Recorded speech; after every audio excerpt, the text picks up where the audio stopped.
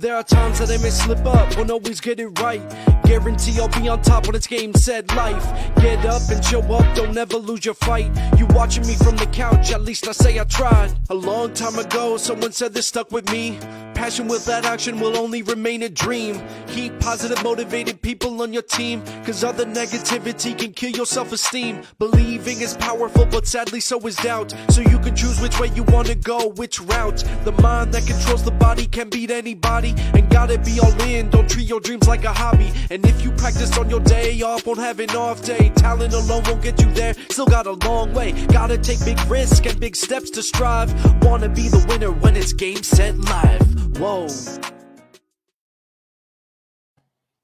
Whoa is right. Game, set, life. It's Ohio's finest here on Game, Set, Life. That's Macci and Meltzer coming at you every week. And this is season 2, and we are off to a roaring start as usual. Mr. Macci, how are you? I'm doing great. I was on the court this morning starting at 5, and I jumped off an hour ago, but I'm glad to be with you. I'm excited. You know, in that excitement, you and I are known for consistency.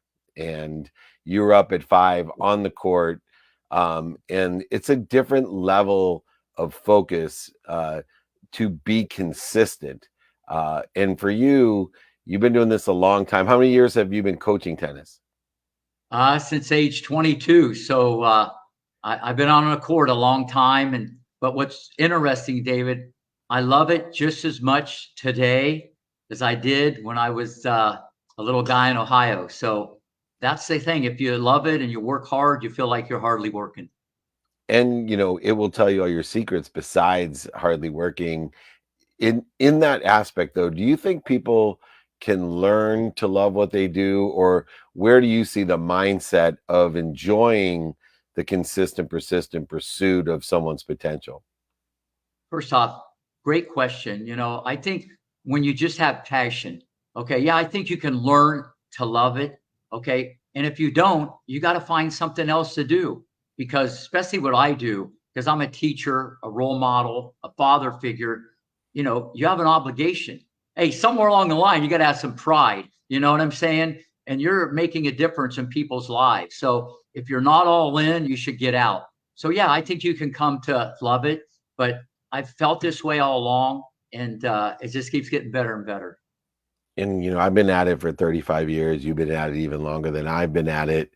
And there's a difference between life, and this is game, set, life, compared to life circumstances, and understanding the differentiator between the two of the things that are important in life compared to the life circumstances that present themselves daily for us both. For you, how have you been able to distinguish the important things in life versus dealing with life circumstances? First off, great question. Number one, I appreciate, you know, every day. All right. That's number one. I appreciate what I have and what I've done, and not really what I don't have. And I always have that in my mind, you know what I'm saying? And that just keeps me motivated and positive. Very important. But when I go home, I actually have an office here. So when I'm not on the court, you know, I run a business. It's a little bit different. So I'm always kind of on, but you got to be able to separate a little bit. And at the end of the day, you know, my kids are the most important thing. Even though they say my cats are more important than them, I said that changes. My cats don't ask me for money, so they could be right about that. But no, at the end of the day, you got to be able to take a deep breath and separate. But I'm all in because I teach 7 days a week. So my thing's a little bit different. But I tell everybody, if you have balance, okay, you're going to be able to earn your allowance. If you have balance, and I always utilize a weighted balance, you will earn your allowance. Go back a second. When you said consistency, I did a radio show Monday in Australia, and they thanked me because we did it like at 6 a.m, and they really thanked me for getting up so early. And I said, listen, I've been up for 2 hours, so this is like pretty easy for me. So it was kind of funny. I'm right with you. I did a speech today at 7:30 a.m. and they were thanking me. And I said, well, you know, I'm already 3.5 hours into my day. It's easy to do at 7:30 a.m. Now, people talk about mantras, and people have mantras in sports, mantras in life, and I believe that you are the king of sayings. You're the king of one-liners. You've been around so long, you can rap and rhyme and inspire with great advice. And as we were talking about balance and allowance, I'm thinking about mantras. For you, how important is mantras? And do you have a favorite or one of your favorite mantras? Well, yeah, it's really important simply because people learn through association. People learn through rhymes. People have buzzwords they connect with.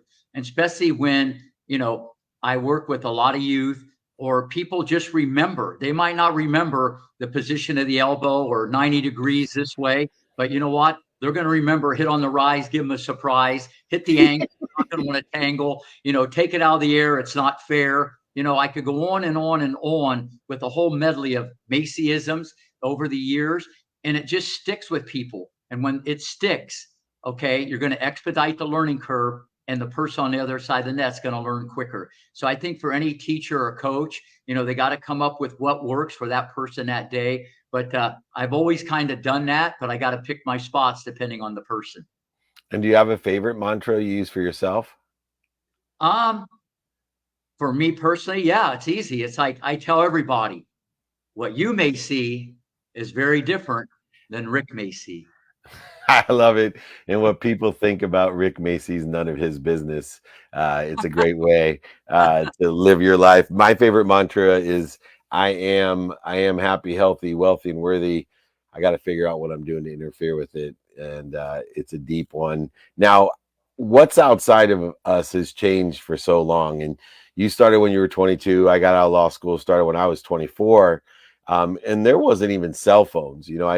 I don't even know. I go to a lot of sporting events and concerts and things, and I think to myself, how the heck did we meet up with 60 or 70 or 100,000 people?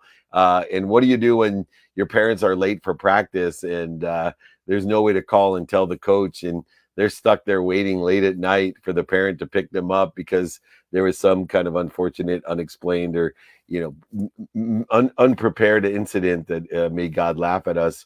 But technology is out of control now. I mean, it's one thing not to have a cell phone, but now, there's artificial intelligence. How do you see technology over 4 decades of your career impacting sports? And is technology impacting it more today or equal to what it did, 40 years ago?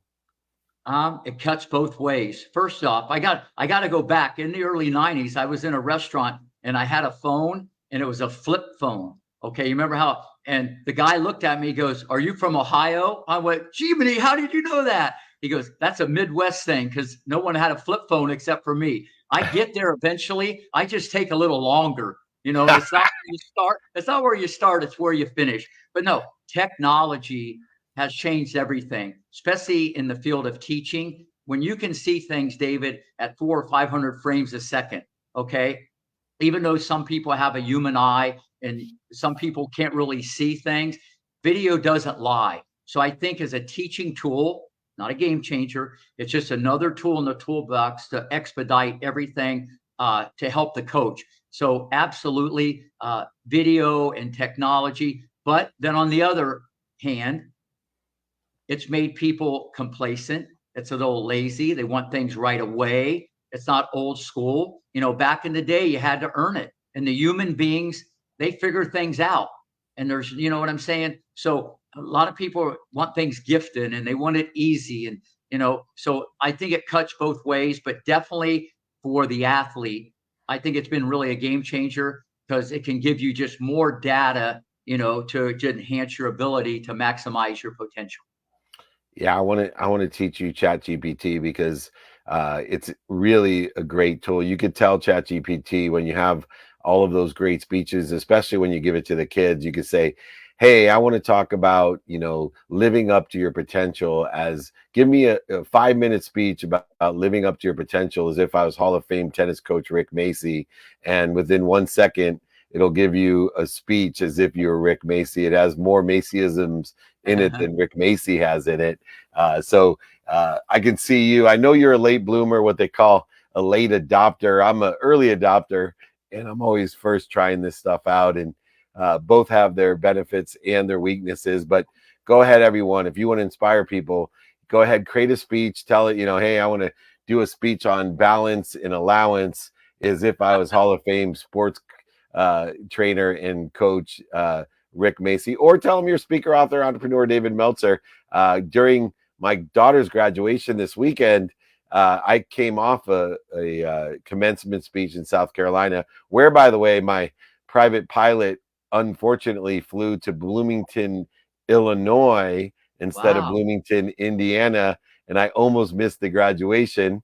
But we did a speeches, the three dads of the three roommates that were graduating, and the guy who went before me, he told ChatGPT, my daughter's graduating from Indiana University. Please write her a congratulations speech, as if I'm David Meltzer, speaker, author, entrepreneur. Nothing has thrown me off of my game more than somebody speaking like me in my own words. I had to rethink for a second, because I wasn't sure if I could outdo myself as ChatGPT with the original OG DM, the original Dave Meltzer. But wait, I got to back the plane up there. You got to tell the pilot, I'm better at landing the plane than him. I always land the plane during our show, but on this one, I beat him to the punch. Yeah, you are. We back up the truck, we land the plane, and I know Edwin Arroyave, he's going to be coming on here in a few minutes, and we will back up the truck on him, and even more, we'll find the Macci-isms, the common ground, as we always say, the best introduction. I used to think Tom Bilyeu had the best introductions on the Impact Theory, which is one of the top podcasts in the world. Now Rick Macci holds, of course, the crown. There's nobody that introduces our esteemed guest. I'm trending. You're trending. Yes, you are. Very good. We got another question here. What are some effective ways to use motivation and inspiration to keep our mentees engaged and committed to their goals? I tell a lot of stories, because people turn on their TV sets, and a lot of times, David, they see a finished product. They don't understand all the, just like me and you, all the pitfalls and bumps and speed bumps people go through, and it leads to discouragement or frustration. And the only time it's over is when you quit and you say it's over. So I give a lot of stories, and I got so many stories about especially about Serena. I mean, there was a lot of kids that were better than her at 12 years old, and she's playing and they're watching. So that whole thing changes. And so I just try to motivate them by that. It's a long-term process. The game in life just keeps going on and on and on.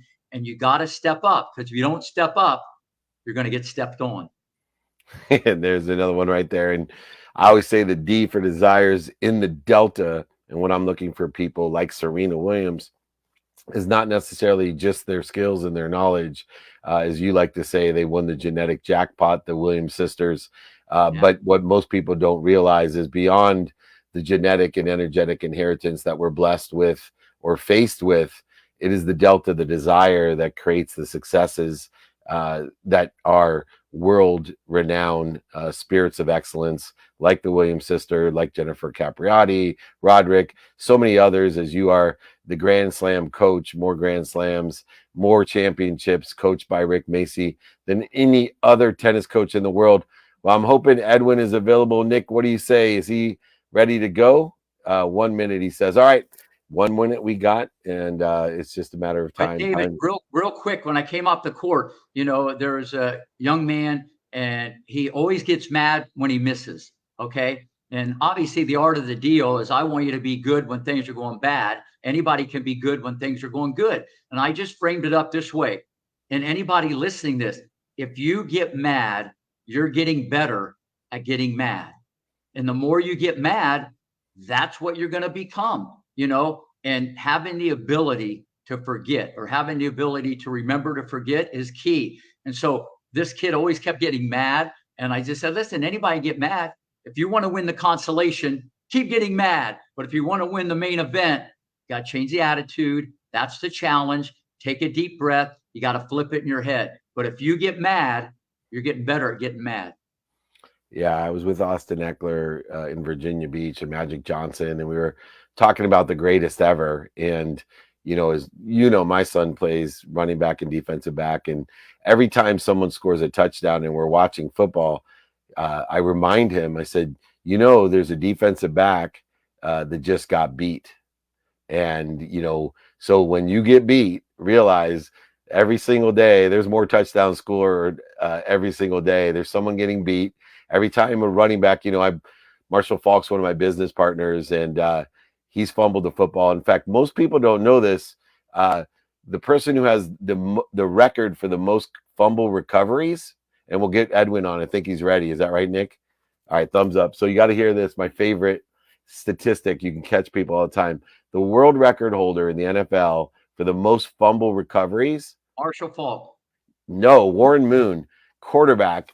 And I'll tell you why. Because he had a sore thumb late in his career. So he would fumble the snap a lot of times. So it would be fumble Warren Moon, recovered Warren Moon. Recovered.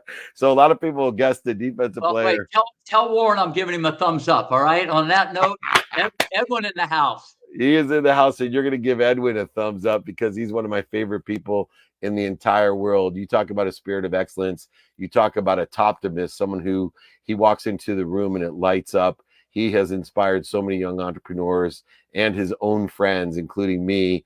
Every time I get an invitation from this man to come visit him, we have neighboring houses. I tell you, my heart beats faster. I light up. And then when I get to see him, whether it's a holiday or a beach day, he's one of those people I guarantee he's going to light up Game Set Life right now.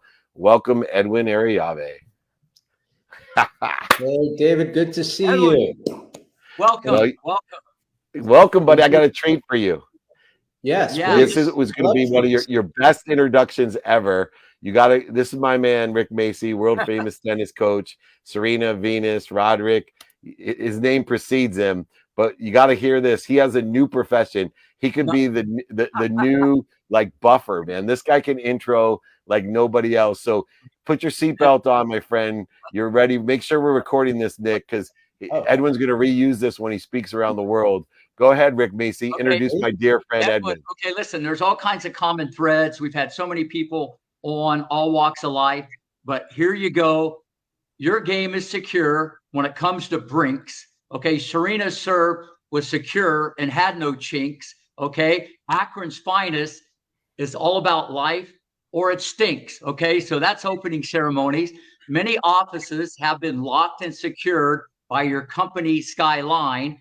The tennis court is my office where I unlock, okay, and I make strokes in great design. The office hours with David unlocks your life so you won't drink a lot of wine, okay?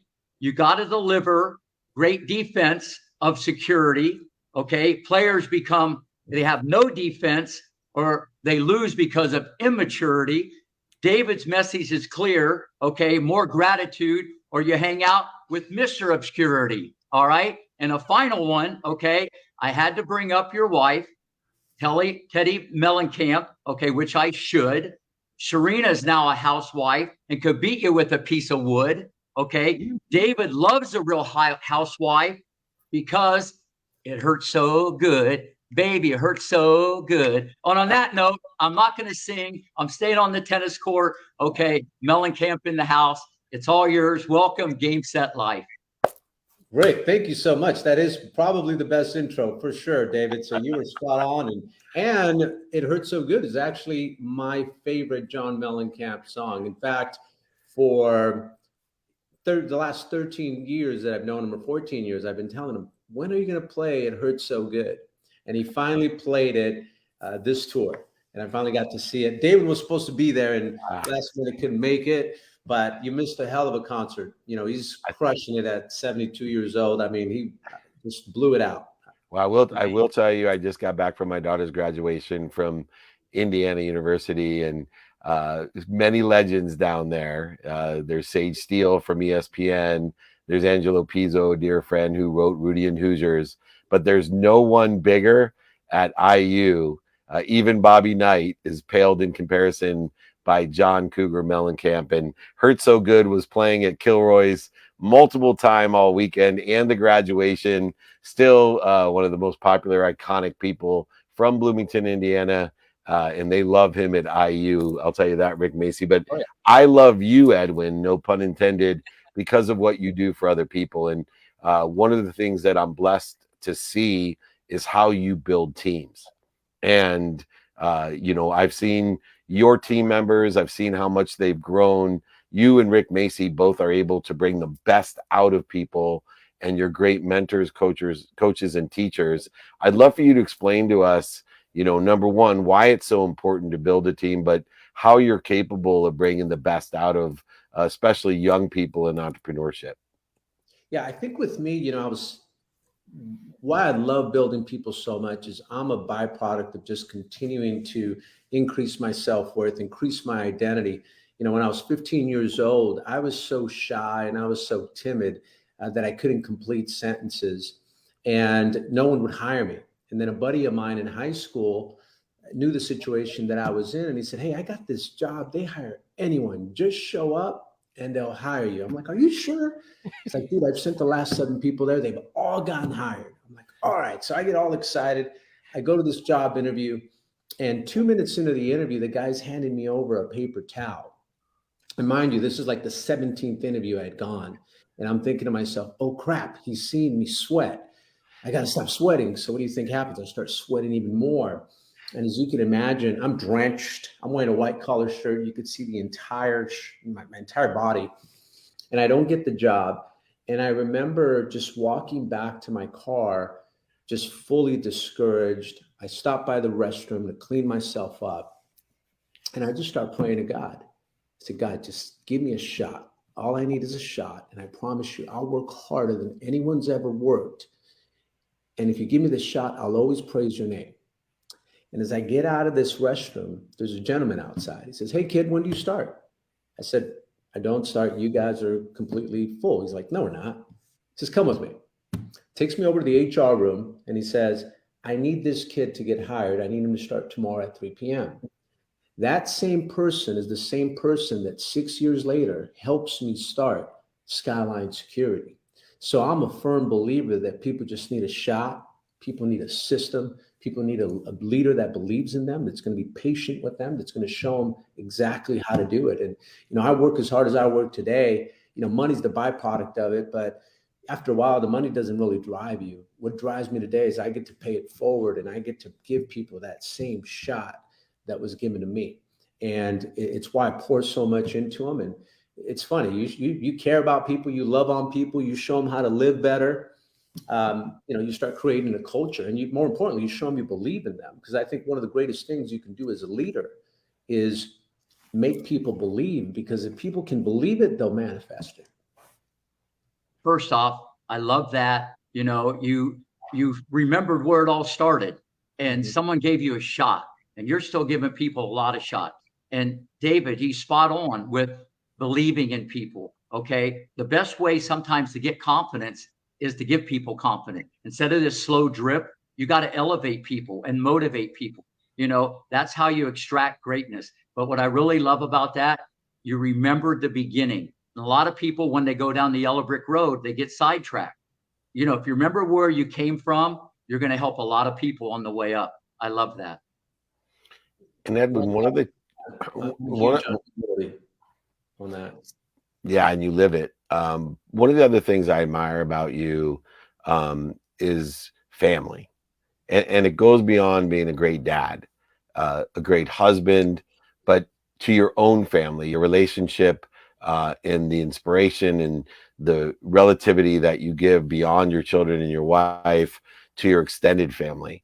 And so you're one of the few people I know who align with my belief that everybody's family. When you walk into their home, Rick, and I hope you come to California. I know we're on the other side of the country and you're a 7-day-a-week guy, but if you ever come to visit, I'm sure we'll be invited over to Edwin's home. You'll feel like family within 3 minutes. And I've brought friends of mine who he didn't know, and he's introduced me to his best friends who he introduces as family, and the way that you're treated. For you, have you always prioritized, because money was important to you, building a business, doing everything you could to support your family. But it seems to me that you have always prioritized your family in that manner. How important is that for people to have that weighted balance, even if they're giving everything they can to build a career or build a business? Yeah, I think for me with family, and this goes to the Skyline family, this goes to my best friends and obviously my immediate family too. You know, I just want people to know that they matter, that they're seen, because I think at the end of the day, everyone just wants to be seen. And one of the most valuable things that you can give people is your presence and your attention. And for me, I always think to myself, there's no point of creating a beautiful life for yourself if you're not able to share it with the people you love. And I think for me, that's why I love sharing stuff. You know, it doesn't matter, you know, all these things that, you know, I call it, Ed calls it the same thing, but I call it touching the dream, right? And when you can get those family members of yours to touch the dream, you know, they get excited about life again. And you don't know what you don't know, right? You can't change something that you're not aware of. And once you become aware of it, you're like, man, this is where I want to be. One of my favorite stories is, as you know, I have the Ram Owners Club seats, and you know we have incentives all the time at my company. And one of them was, hey, come with me to a football game. And one of them was a big Rams fan, and he's sitting with me at the Owners Club, and he just taps me. He's like, Edwin, you know, that's where I normally sit. And he points to the nosebleeds, and he's like, I'll never sit there again. And it filled me up with so much joy because, again, until you sit in those seats, you don't know. So why would you want to work your butt off, right? So, you know, as I think I love sharing the experiences because, again, it's no fun if you're the only one sharing it, right? So I think. Absolutely. If I could just kind of back the truck up here a little bit, can you go back in time? You know, you're from Colombia. You came as a little guy to Los Angeles, you know, at 15, you know, financial hardship a little bit. Can you take us back when you became a telemarketer and you just knocked it out of the park and you were on your way? So can you kind of tell that story for everybody? Yeah. So I ended up getting the job working at this call center, right? And at the time, even though I was very shy and I was very timid, the one thing I did have going for me is I was a huge dreamer. At 12 years old, I literally would just stay up all night. And during the day, when I was on vacation, I used to think, man, I don't know how I'm going to do this, but I'm going to make 100 grand by the time I'm 21 years old. And that's all I thought about, because 100 grand a year represented I was going to come through on my dad's promise that I made to him. I told him, Dad, I'll take care of this family. You're going to be away for a long time. I got you. And so at 15 years old, I get the job at the call center. And I started focusing on the only two things that I could control, which was I could outwork everyone and I could prepare like no one else. And all this other stuff that made it seem impossible, like the fact that most people were twice my age, most people were going to college, most people can communicate better than I can. I just knew that, you know, God would put the right people in front of me to make the impossible possible if I could just focus on preparing, right? And at 18 years old, I became the youngest manager in company history, but not because I was the most talented or the most gifted. The 6 people in front of me that were way more deserving all got fired. And I'm not saying God fired them, by the way. I was just ready for the opportunity. And it was scary, man. I mean, when I took on that opportunity, I tell you, one my favorite athlete of all time is Kobe Bryant. Is Kobe Bryant. And I got a lot of confidence from him. You know, because we're sort of the same age, and I see this young kid just come in and just shoot lights out. Even though he was a rookie, he wasn't afraid to take a shot. And I remember looking at him, and I'm like, man, if he could do what he's doing in the NBA, I should be able to run this call center. And you know, call center, I got my shot. I was the manager, but I also started associating myself with the VP of sales. So now I started hanging out with a guy that was making 250 grand a year every day. I started to apply some of the teachings that he was giving me, and my mind began to accept that, wait a minute, maybe I do deserve more because I'm 18 years old. I'm managing people that were twice my age that communicate better than me. And I just started to believe that maybe I could do something special, but it took me stepping into that uncertainty of something that really demanded more than I thought I was worth to figure it out. But my dream was big enough that all those excuses didn't matter to me. I still was going to give myself a shot. Like there was no way that I wasn't going to give it a shot because I was just tired of being broke. Yeah, I know that feeling. And one of the lessons that I've learned along the way that I think so applicable to you, Edwin, there's an old saying that, the people who expect miracles because of God, who God is, and there's those people who receive miracles because of who they are. And then there's people who will offer miracles because they're part of God. And that's why I believe that you've always expected the miracle, you've always received the miracles, and most importantly now, like Rick Macci, and I tried to do my best myself, we offer those miracles, just like that guy standing outside the bathroom who not only gave you a miracle from and with God, but helped you later on get into the position with Skyline to offer those as well. Taking a step back as well, I'm always curious, your wife's a celebrity and you're a celebrant, and Rick Macci's been around more celebrities than even I have as a sports agent along the way, and always myself have been a celebrity. And it's interesting because of social media and because of media in general, all three of us, although we've been celebrants most of our lives, we're stepping into more celebrity. And it's fun, but it's completely different. I always tell people, I'm perfectly famous. There's one person a day that recognizes me, and that's enough to give my ego a stroke that I'm doing the right things, but not annoying me at the grocery store going, oh my God, you're Teddy Middlecamp. I love you on the Housewives. Getting in my way. One person's enough. Which do you enjoy more, the celebrant side of things or the celebrity side of things that you're stepping into? By celebrant, I just want to make sure I understand the celebrant part. Sure. You've always been the supportive person of celebrating others, right? You haven't been the one that they're putting on the TV shows, on the stages. All three of us have always celebrated Serena. I've celebrated Warren Moon, Troy Aikman, Steve Young, and yet now we're stepping more into a celebrity role because of media, and people will recognize us, and it's a different role than what we played for so many years. What is that like for you? Because I'm always curious in my own respect. I love celebrating people. I mean, I think one of the reasons I love what I do with work is I'm living my dream again. Like I'm seeing them do the things that I was doing at 21 years old, at 28 years old. One of our guys just bought himself a $3 million home, and I was like, man, I remember when I bought mine. Yeah. How happy he was, right?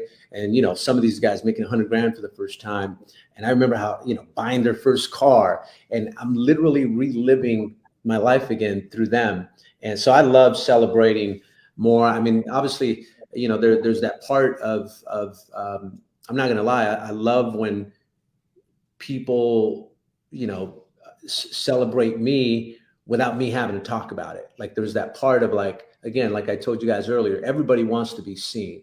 But it's funny, and maybe you could probably help me with this, Dave. I still get very shy when people celebrate me. Like if they start telling me about all my accomplishments, even though inside I'm loving it, I'm also kind of embarrassed by it. I'm just a weirdo like that. It's a receiving, right? It's an energy. We don't like to receive. When you've been a giver for so long, all of us are practicing receiving as well. And when we can truly rejoice in that value, receiving compliments is harder sometimes than receiving gifts. And I know I can see it on your face, when someone brings something even to your house, a bottle of tequila or a cigar, there's a different energy about you when you're receiving something from someone compared to like, here, Dave, take my home, take my food, take everything in here. So yeah, that's very interesting. Rick, why don't you land the plane, man? I know your head's spinning. Well, first off, no, he's a real guy. What he just said, married to a real housewife. So that was you. What you just said. You're a little embarrassed about accolades and stuff like that. I have a question. You don't have to answer. Of course. If you stay positive and focused, what's in your future? You ready for this? Yes. Ed wins. Okay. Ed wins. Okay. That's what's in the future. I love that. I didn't even realize that the other day, but someone did bring that up to me. He's like, you're winning because your name is Win. And I'm like, there you go. there you go. So yeah, thank you. That's You got amazing. Mr. Wynn, most people don't know when they built, he owned the Mirage, extraordinary entrepreneur, mentor of mine. Most people don't know when they built the Wynn, he wanted to name it Le Rêve, which is the name of a show that he put on. And the board of the Wynn said, absolutely not. There's only one name that we could put on this hotel here in Las Vegas, the one that is iconic and will forever be known, the WYNN. And when I think of winners, I think of Edwin and I think of Rick Macci for sure. I can't wait till the next time we get together. I know I missed you. You were gracious to invite me to birthday parties, to the concert. Worse than me missing it, Julie, my wife, who is your biggest fan, she was just kicking herself that I was not able to attend with her. So we owe you one, my friend. Please keep in touch with me. Keep in touch with Rick. He has some other shows, and don't stop those invites for coming. That makes my day. And hopefully I'll see you at VCon or Collision or anywhere else I can grab you, kidnap you, and take you with me, my friend. Thanks for joining us. Definitely, David. Thank you so much, Rick. Absolute pleasure meeting you. Thank you so much. Movie, by the way, you talk about inspiration. You are definitely a man that inspires. So it's an absolute blessing. Thank you so much for joining us, guys. Thank you, handsome. See you later. Incredible. Edwin Arroyave, and if I mispronounce it, his wife will pronounce it correctly for me.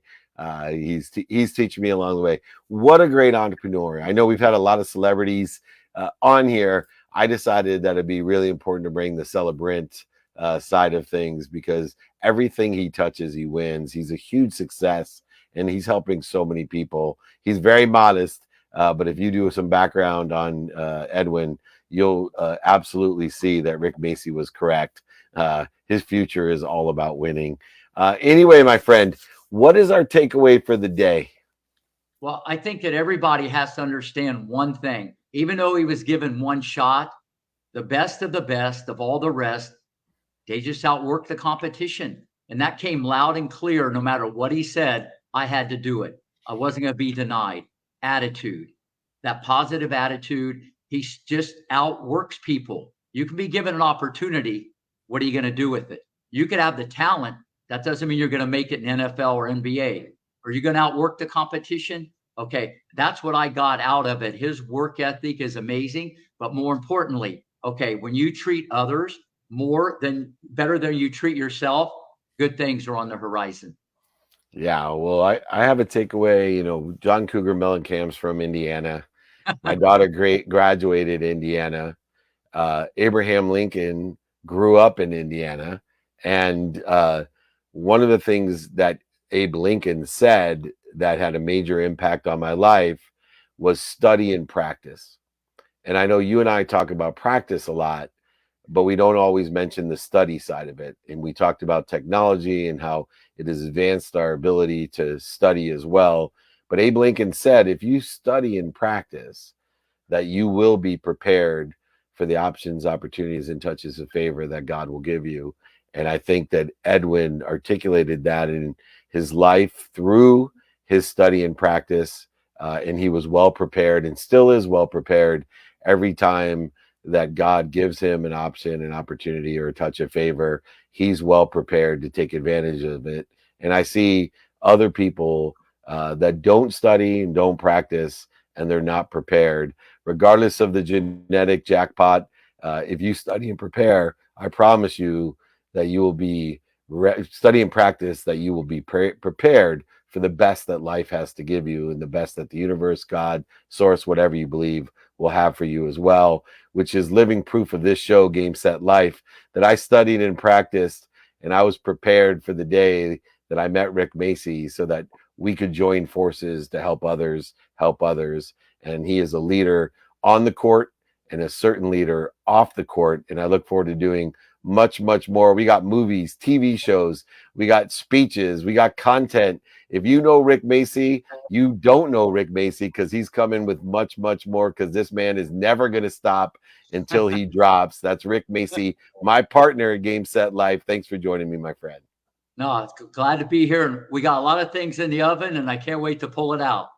Me too, my friend. Keep them coming. Macciisms, that's my next book coming out. We're going to sell millions of copies. One-liners to change your life. Macyisms. Be a winner with Edwin and Dave Meltzer, Rick Macy, here on Game Set Life. I'll see you next week, my friend. All right. Later, buddy. Later. He's amazing. Thank you, everyone. Remember, be more interested than interesting. Be kind to your future self and do good deeds. Hit it, Nick. There are times that I may slip up, won't always get it right. Guarantee I'll be on top when it's game, set, life. Get up and show up, don't ever lose your fight. You watching me from the couch, at least I say I tried. A long time ago, someone said this stuck with me. Passion without action will only remain a dream. Keep positive, motivated people on your team, cause other negativity can kill your self-esteem. Believing is powerful, but sadly so is doubt. So you can choose which way you wanna go, which route. The mind that controls the body can beat anybody, and gotta be all in, don't treat your dreams like a hobby. And if you practice on your day off, won't have an off day. Talent alone won't get you there, still got a long way. Gotta take big risks and big steps to strive. Wanna be the winner when it's game, set, live. Whoa.